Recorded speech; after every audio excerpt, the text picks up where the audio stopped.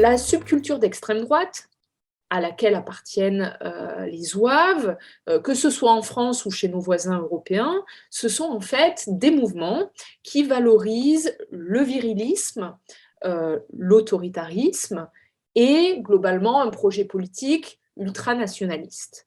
Et l'usage de la violence est généralement plus récurrent dans ces groupes-là que dans des organisations souvent plus structurées comme les partis politiques. Le populisme, c'est une idéologie fine, ça veut dire une idéologie qui peut être mobilisée par différentes familles partisanes.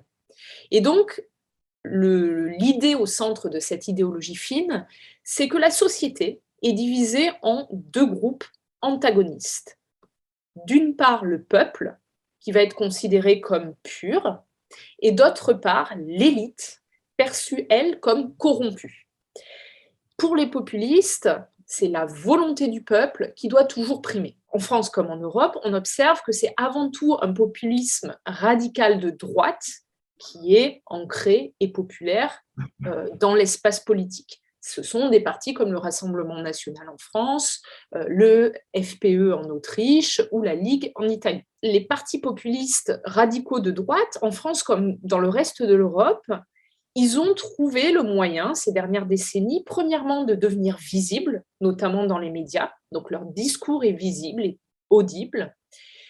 Et deuxièmement, et c'est à prendre très au sérieux évidemment, ce sont des partis qui réussissent, et en France qui réussissent depuis plusieurs décennies déjà, à répondre à des demandes de l'électorat. Ça va être par exemple des politiques migratoires restrictives, des politiques sociales qui vont être uniquement ou en tout cas prioritairement destinées aux nationaux et globalement des politiques tendanciellement assez autoritaires, avec par exemple une limitation de certaines institutions de contre-pouvoir comme la justice.